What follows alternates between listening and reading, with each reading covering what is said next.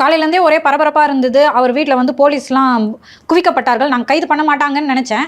தஞ்சை கிழக்கு காவல் நிலையத்தில் வழக்கு பதிவு செய்யப்பட்டு விட்டது. தஞ்சை போலீசார் கைது செய்ய வந்து விட்டார்கள். தஞ்சை, திருச்சி ஆகிய மாவட்டங்களிலிருந்து பாதுகாப்புக்காக காவல்துறையினர் அங்கே வந்திருக்கிறார்கள். இரவு 9 மணிக்கு துப்புரவு தொழிலாளர்களை குண்டுக்கட்டாக பேருந்துகளில் தூக்கி போட்டு கைது செய்ய எந்த காவல்துறை இணை ஆணையரை பயன்படுத்தினார்களோ அதே இணை ஆணையரை உதயநிதி வீட்டுக்கும் அனுப்பியிருக்கிறார்கள். அவர்தான் சென்று மா சுப்பிரமணியத்திடமும் கிருத்திகா உதயநிதியிடமும் வாக்குவாதம் செய்து கொண்டிருக்கிறார். மா சுப்பிரமணியம் அவரிடம் குளித்துக் கொண்டிருக்கும் போது ஒருவர் கைது செய்வது மனித உரிமை மீறல் என்கிறார். துணியை போட்டுட்டு வாங்க, அப்படியே கைது பண்ணாதானே மனித உரிமை மீறல். நாங்களா தானே பாத்ரூம் உடைச்சிருப்பீங்க. டாக்டர் விஜயகுமார் வெளியில் தானே நிற்கிறாரு. அவரும் மருத்துவர், பீடியாட்ரிஷியன் அவர். அதனால அவருக்கு இருந்தாலும் முழுசா குளிக்கிறதுக்கு முன்னாடி கைது பண்ணக்கூடாது இல்ல? அது ஒரு மனித உரிமை மீறல் தானே. இந்த மாதிரி பேசிட்டு நீ இஷ்டத்துக்கு தூங்குற, காலை 5 மணிக்கு எஞ்சி குளிக்க வேண்டியது தானே. 9 மணிக்கு வராங்க, 9 மணிக்கு போய் குளிக்க போற நான்சென்ஸ். மற்ற நாள் தான் தூங்கிட்டே இருப்ப, இப்பயாவது சீக்கிரம் எந்திரிக்க மாட்டியா? ஃபர்ஸ்ட் உங்கள் 2 பேருக்கும் மாலதி காலையில் வந்ததுலேருந்தே என்ன இப்படி பேசுகிறாரு, நான் நிகழ்ச்சியில் இதை கேள்வியாக கூட எப்படி கேட்கறது, இவ்வளோ கன்றாக பேசுகிறாரு, இதை என்னால் கேள்வியாக கூட வைக்க முடியாது என்று மாலதி வருத்தப்பட்டார். எனக்கு இதில் வியப்பே இல்லை. ஃப்ராய்டியன் ஸ்லிப் என்று ஒரு டேர்ம் கேள்விப்பட்டிருக்கீங்களா? உங்களை அறியாமல் அடிமனசில் இருக்கிறது வெளியே வந்துவிடும். That is called Freudian slip. Sir, அவர் ஒரு தலைவர் சார். நாளைக்கு வந்து திமுகவுடைய தலைவராக செலக்ட் பண்ண போட இருக்கக்கூடியவர் அப்படின்ற அடிப்படையில் ஃப்ராய்டியன் ஸ்லிப்பாக கூட இது எப்படி சார் வெளியே வரும்? இந்த தகுதி இல்லாவிட்டால் அவர் எப்படி திமுக தலைவராக முடியும்? எந்த திமுக தலைவர் ஆபாசமாக பேசாதவர் இதுவரை சொல்லுங்கள். அது ஒரு லெகசி சார் திமுகவில்.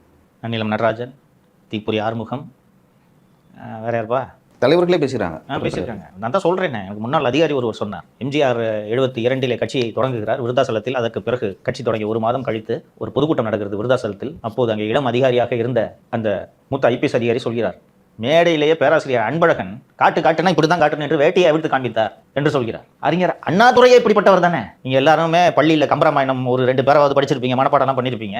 அந்த கம்பராமாயணத்தின் தமிழ் அழகுக்காகவும் மொழி நடைக்காகவும் இந்தியா முழுக்கவும் ஏன் உலகம் முழுக்கவும் அந்த கம்பராமாயணம் கொண்டாடப்படுகிறது இல்லைங்களா? கம்பன் வீட்டு கட்டுத்தறியும் கவிபாடும் அப்படின்னு சொல்லிட்டு அதுக்கு கம்பராமாயணத்தை வச்சு தான் சொன்னாங்க. அதை வச்சு தான் சொன்னாங்க இல்லைங்களா? அதில் வெறும் ஆபாசமாக அந்த பெண்களை வர்ணனை செய்யறதுக்கு சில வரிகளை கம்பன் பயன்படுத்தியிருப்பார் அல்லவா? அதை மட்டும் தொகுத்து எடுத்து கம்பரசம் என்று ஒரு புத்தகத்தை போட்டவர் தான் அறிஞர் அண்ணா. இவர்கள் மெச்சும் அந்த அறிஞர் அண்ணா. உனக்கு ஏன்பா அது மட்டும் தெரியுது கண்ணுக்கு? அவ்வளவு இலக்கிய நயத்தோடு அங்கே அத்தனை செய்யுள்களும் பாடல்களும் இருக்கின்றனவே, உங்களுக்கு ஏன்பா அது மட்டும் தெரியுது? கேட்டா தமிழை வளர்க்கணும்பாங்க. ஏன் இது மட்டும் தெரியுது? சினிமாவை பண்டாரநாயகாவுக்கும் பண்டிதர் நேருவுக்கும் பேச்சுவார்த்தை நடக்குது. மேடையில் பேசுறாரு அண்ணா. பண்டிதரோ மனைவியை இழந்தவர், பண்டார நாயகாவோ கணவரை இழந்தவர். இருவரும் ஒரு அறையிலே சந்தித்தார்களாம், பேசினார்களாம், பேசிக்கொண்டே இருந்தார்களாம். என்ன பேசினார்களோ தெரியவில்லை தம்பி. திமுக என்பது கருவின் குற்றம், புரிந்து கொள்ளுங்கள். சிவாஜி கிருஷ்ணமூர்த்தி கடைசியாக நமக்கு தெரிஞ்ச வரலாறே சொல்றேன். அன்னில் நடராஜெல்லாம் பேசுனதெல்லாம் நாங்கள் நிகழ்ச்சியில் சொல்ல முடியாது. தீப்புரி ஆறுமுகம், அன்னில் நடராஜன் இவங்கெல்லாம் பேசுனது. கடைசியாக சிவாஜி கிருஷ்ணமூர்த்தி பேசுனதை பார்க்குறீங்களா? இன்னும் கட்சியில் வச்சுக்கிட்டு இருக்கீங்களா இல்லையா? அப்போ இந்த மாதிரி பேசுறவனுக்கு அந்த கட்சியில் தகுதி இருக்கு. கரெக்டுங்களா? நீங்க நல்லா கவனிச்சு பார்க்கணும். பேசிட்டு இருக்காரு உதயநிதி. அவருக்கு இருக்கக்கூடிய ஒரே கவலை என்ன? திமுக மேல என்ன பொய் வழக்கு போடலாம், என்ன பொய் கேஸ் போடலாம். எங்க தண்ணி வருதோ இல்ல அங்க தண்ணி வரணும். காவிரி சொன்ன ஒரு நடிகை பேரை சொல்லி கத்துறாங்க கூட்டத்தில் இல்லையா? அந்த உதயநிதி மூஞ்சில் ஒரு புன்முறுவல் வந்துச்சு பார்த்தீங்களா? கவனிச்சிங்களா?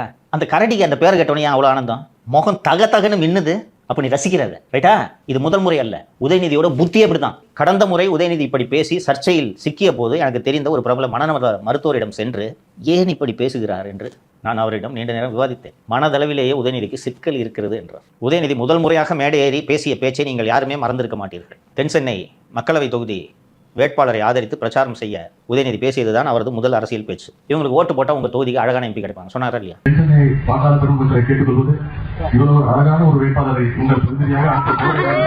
பேசவே தெரியாதவன் கூட இந்த மாதிரி பேச மாட்டான். கரெக்டுங்களா? என்னையாது இது பாராளுமன்றத்தில் சென்று சட்டம் இயற்றுவதற்கான தேர்தலா, ஃபேஷன் பரேடா? புத்தி அப்படி வேலை செய்து அதுக்கு பிறகு எடப்பாடி பழனிசாமி அவர்களை பற்றி, அம்மையார் சசிகலா அவர்களை பற்றி எல்லாம் என்ன பேசினார் என்பதை நான் இங்கே குறிப்பிட விரும்பவில்லை. உங்க புத்தி எப்படி இருக்கு? இது இல்லைன்னா ஏன் சார் விடிகாத்தால 3 மணிக்கு போய் இன்ஸ்டால ஏன் சார் ரீபோஸ்ட் பண்ணிட்டு இருக்கீங்க?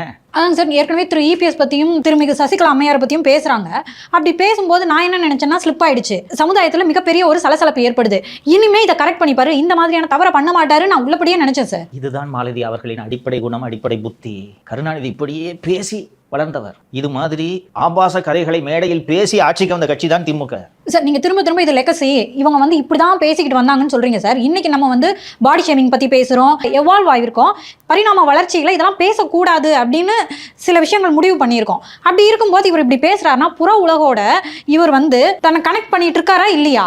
இதை இன்னும் இந்த சமூகம் ரசிக்கிறது என்று இவர்கள் நினைத்துக் கொண்டிருக்கிறார்கள். இவர்கள் வேறு ஒரு காலகட்டத்தில் வாழ்ந்து கொண்டிருக்கிறார்கள் என்பது புரிகிறதா? இன்னைக்கு நீங்க சொல்றீங்க, நான் இன்னைக்கு பேசும்போது கூட நிகழ்ச்சியில ஒரு இந்த மாற்றுத்திறனாளிகளுக்கு பதிலாக வேற ஒரு வார்த்தையை பயன்படுத்தணும், சார் இப்படிலாம் சொல்லாதீங்க, இன்னைக்கு அது பேசுறது தப்புன்னு சொன்னீங்க, திருத்திக்கணும், ரைட்டுங்களா? இன்னும் உலகம் அப்படிதான் இயங்குகிறது என்று நினைத்தவர்கள் வாழ்ந்து கொண்டிருக்கிறார். அதனால தான் இவர்களோட ஐடிவிங்க ஆபாச ஐடிவிங்க என்று அழைக்கிறார்கள்.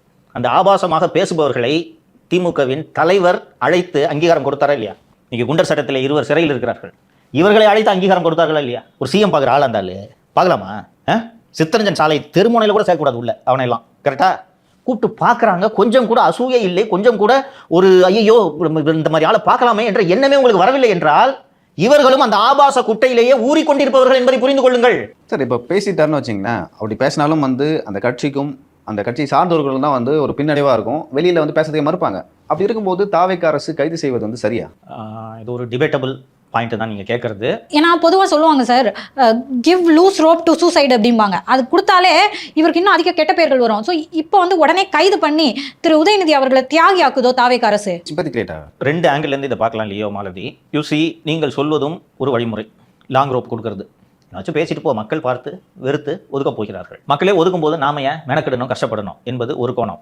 இன்னொன்று, இவ்வளவு கொச்சையா ஒரு முதல்வரை பேசுனதுக்கு பிறகு வேடிக்கை பார்த்தா என்னையா சிஎம் இருந்தாலே, இது பதில் சொல்லுங்க. என்னையா சிஎம் இருந்தாலே, நான் ஹீரோவா பார்க்குறேன் அவரை, என் ஹீரோ அவர் விஜய். ஹீரோவா பார்ப்பவர்களின் மனநிலையிலிருந்து இதை பாருங்கள். ஏன் இப்படி பேசுனுங்கிறான், மொக்கையா வேடிக்கை பார்த்துனுக்கிறாரு இவரு.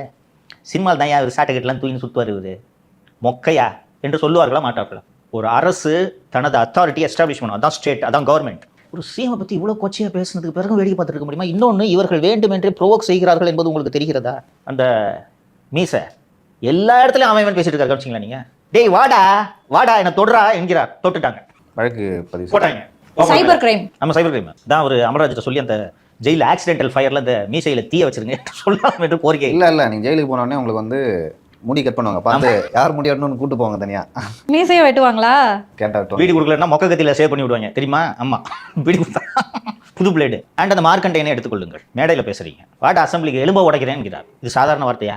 அதற்கு பிறகு திரு உதயநிதி, உங்களுக்கு எப்படிப்பட்ட இஷ்யூக்காக அந்த ஆர்ப்பாட்டம் என்பதை நீங்கள் பார்க்க வேண்டும். கிட்டத்தட்ட அரசியல் முக்கியத்துவம் வாய்ந்த ஒரு பொருள் அது. காவிரி விவகாரத்தில் தாவேகா அரசை புஷ்பேக் பண்றதுக்கான நிகழ்வு. அதற்காகத்தான் இவ்வளவு அவசரமாக டெல்டா பகுதியில் அந்த ஆர்ப்பாட்டத்தை ஏற்பாடு செய்தீர்கள். அப்போ தாவேகா அரசு இதுல ஒரு ஸ்டாண்ட் எடுக்க முடியல, அனைத்து கட்சி கூட்டத்தை கூட்டல, நீ எதுக்கே கர்நாடகா போற, தேவையில்லாம நீங்க உரிமை விட்டு கொடுக்குறியா என்று ஒரு சிக்கலான சூழ்நிலையில் தாவேகா அரசு இருக்கிறது. அந்த சிக்கலை மேலும் வலுப்படுத்தும் ஒரு ஆர்ப்பாட்டம். எவ்வளவோ பேசியிருக்கலாம், ஆனால் நீங்கள் எதை பேசுகிறீர்கள்? இப்போது இதையும் நீங்கள் பேசுவீர்கள். நான் வேடிக்கை பார்த்து கொண்டே இருக்க வேண்டும் என்றால் நான் ஒரு பலவீனமான முதல்வரா இல்லையா? சொல்லுங்க. இல்லை, அப்படி ஒரு தோற்றம் வந்து வெளியில இருக்கும். 2001 கருணாநிதியை தூக்கி உள்ளே போட்டுவிட்டு கேரளாவுக்கு சென்று கோவிலுக்கு யானையை பரிசீலித்தார் செல்வி ஜெயலலிதா. அதற்கு பிறகும் 2006 முழுமையாக அதிமுக இவரால் வீழ்த்த முடியவில்லை தானே. கடுமையான தவறுகளை எல்லாம் செய்து 2004 படுதோல்வி அடைந்து 2006 சுதாரித்துக் கொண்டு மைனாரிட்டி ஆட்சியாக தானே திமுகவால் ஆள முடிந்தது. அந்த அத்தாரிட்டேட்டிவ்னஸ் ஒரு அட்மினிஸ்ட்ரேட்டருக்கு அவசியம். ஓகேவா? நான் இதை விஜயை டிஃபெண்ட் பண்ணுறதா நினச்சிட்டு நான் பேசல. நாமளே இந்த இடத்துல பெருந்தமையாக விட்டுட்டாங்கன்னா திருப்பி பேசுவாங்களா மாட்டாங்களா? இன்னொரு எம்எல்ஏ பேசுவார், இன்னொரு மந்திரி. ஆர்எஸ் பாரதியோட வார்த்தைகள் எல்லாம் பார்க்குறீங்களா இல்லையா? பட் இது வந்து ஒரு அதிகாரியாக எடுக்கிற முடிவு இல்லை, நான் எடுக்கிற முடிவுன்னு சொல்லிட்டு காட்டுறாரு எல்லாத்துக்கும். S, you right. என் கையால் என் கவர்மெண்ட் என் ஆர்டரில் திஸ் அரெஸ்ட் ஹேப்பனிங். இன்னொன்று, இவ்வளோ பெரிய அரெஸ்ட்டை வந்து அதிகாரிகளை முடிவெடுத்த முடியுமாப்பா? அதான் சார் சொல்கிறேன். ஆனால் திரு உதயநிதி அவர்களுக்கு வந்து பார்த்தீங்கன்னா முகமே இல்லை, ரொம்ப சோகமாக இருக்க மாதிரி தான் எனக்கு தெரியுது. But it will make him strong sir. போன்ற கைதும் நெருக்கடியும் ஒரு மனுஷனோட கெரியரை உருவாக்கும், இல்லை அழிக்கும். ரெண்டில் ஒன்று தான் நடக்கும். நீங்கள் வந்து பின்னாடி போயிடுவீங்க, இல்லைனா எதாக இருந்தாலும் பார்த்துக்கலாம் அப்படின்னு சொல்லிட்டு.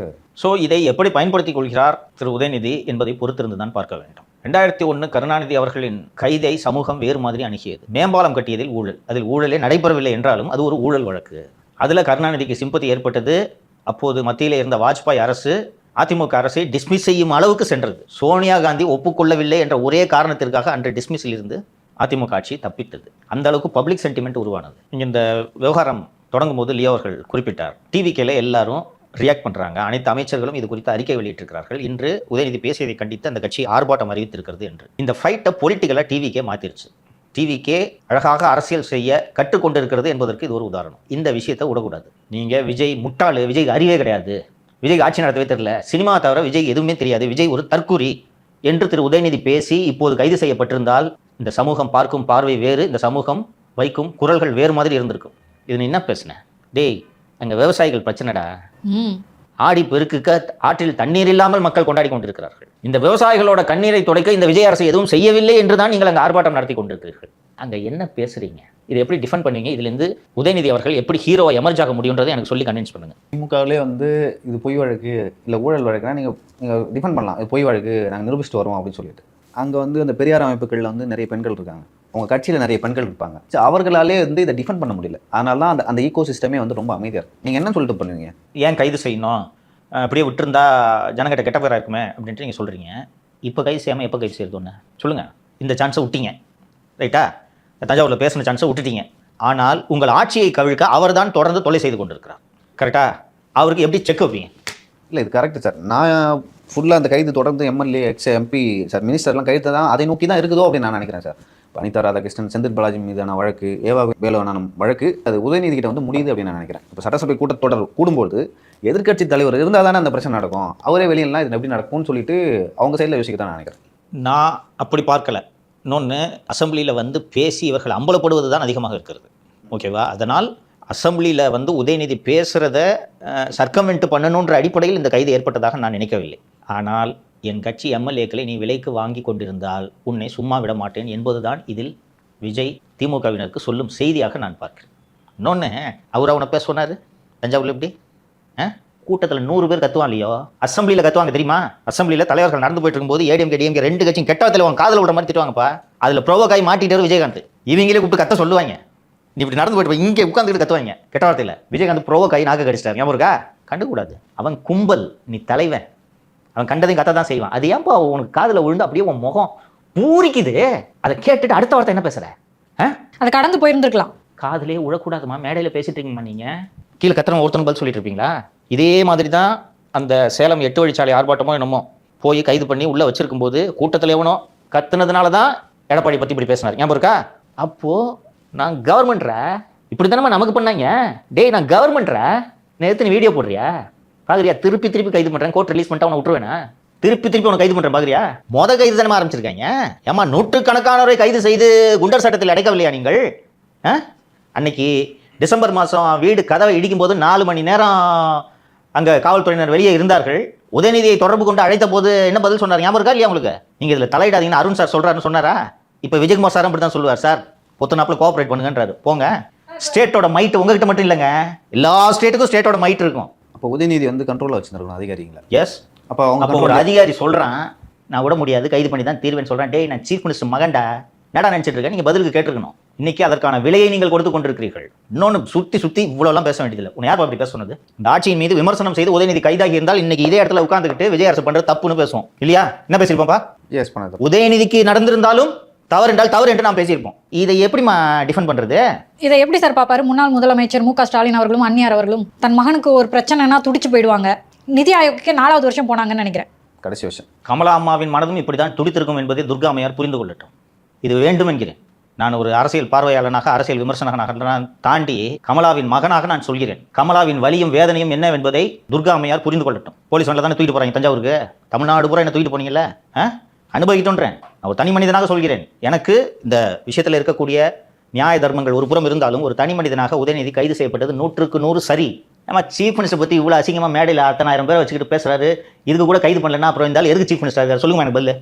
எதுக்கு சீஃப் மினிஸ்டர்? என்ன சீஃப் மினிஸ்டர் இருந்தாலும் எவனாலும் எப்படி வேணாலும் பேசிட்டே போயிட்டு இருப்பான். இவடி பார்த்துட்டு இருப்பீங்களா? அப்புறம் எதுக்கு இந்த போலீஸ் சட்டம்லாம் இருக்குது? திமுக கட்சியாரங்க அது எப்படி சார் பார்ப்பாங்க? ஏன்னா யாருமே எந்த எதிர்வினையும் ஆற்றல. இன்றைக்கு வெளிப்படையாக வந்து பொதுவெளியில் அவர்கள் சொல்வது அது டப்பிங் வாய்ஸு, எடிட் பண்ணி ஒளிபரப்பி விட்டார்கள் என்றெல்லாம் உருட்டி கொண்டிருக்கிறார்கள். இது எடுபடாது. நான் தான் சொல்கிறேன், நான் அந்த வாய்ஸுக்கே போல. அந்த நடிகையின் பெயரை காதில் கேட்டதும் இந்த கரடியின் முகம் ஏன் இப்படி பூரிப்பானது? இப்போ நீங்கள் எதை ரசிக்கிறீங்க? அதுக்கு தான் இந்த தென்சென்னை பாராளுமன்ற தொகுதி பிரச்சார கூட்டத்தை உதாரணமாக சொன்னேன். நீ பேசுவியாப்பா? உனக்கு மேடையில் மைக் கொடுத்து நீ ஆதரிச்சு பேசு. நீ காலேஜெலாம் போராட்டம் நடத்திட்டு வந்தவன் தான், அதே லாயல் காலேஜில் தான் படித்தேன். நீ பேசுவியா? ஏன் உனக்கு வரமாட்டேங்குது மைண்டில்? முதலில் அரசியல் பேசும்போது பேசக்கூடிய பேச்சாது யாருக்காவது தோணுமா அப்படி? இதுக்காக அந்த தொகுதி மக்களோடு போடுமா? ஸோ இந்த இன்சிடென்ட் திரு உதயநிதி அவர்களை பண்படுத்துமா சார்? நான் உங்ககிட்ட ஒரு மாதம் முன்பே இந்த நிகழ்ச்சியில் சொன்னேன், உதயநிதி தலைமை பொறுப்புக்கு வந்தால் எனக்கு உள்ளபடியே மகிழ்ச்சி. பாடி எடுத்துலான்னு சொன்னேன்னா வந்துருச்சா? கிட்டத்தட்ட கட்சிக்காரங்க எப்படி பார்ப்பாங்கன்னு பார்ப்பீங்க. வெளியில் டிஃபெண்ட் பண்ணி தான் ஆகணும். துரைமுருகன்லாம் இந்த வயசான காலத்தில் நீலாங்கரைக்கு கிளம்பி போயிருந்துருக்கா, டிஃபெண்ட் பண்ணி தான் ஆகணும். தனிப்பட்ட முறையில் அவர்களுக்கு தெரியும். பொதுமக்கள் செருப்பை கழற்றி அடிப்பார்கள் இந்த பேச்சை டிஃபெண்ட் பண்ணா என்பது தெரியும். என்ன பேச்சு? நான் கேட்குறேன், அந்த நடிகை என்னையா பாவம் பண்ணிச்சு? அந்த நடிகைக்கு இந்த அரசியலுக்கு என்னையா சம்பந்தம்? சொல்லியா? உங்களை பற்றி பேசின கோவம் வருது? துபாய் மேட்டர் எடுத்தா கேஸ் போட்டு அந்த வீடியோ பிளாக் பண்ணாங்க. அவ்வளோ கோவம் வருது. ஆனால் அது பேச வேண்டிய விவகாரம். எதுக்கு நடத்துனீங்க கார் ரேஸு? ரொம்ப டீப்பாக போகணும்னு நிறுத்திக்கிறோம் நாகரிகம் கருதி. நீங்கள் மக்கள் வரி பணத்தை எடுத்து செலவு பண்ணியிருக்கீங்க. அது உங்க தனிப்பட்ட விவரமா பார்க்க முடியாது. 42 கோடி ரூபா மக்கள் வரி பணம், யாருக்கு ரேஸ் நடத்துனீங்கன்னு தெரியும். நாகரிகம் கருதி பேசாமல் தவிர்க்கிறோம்.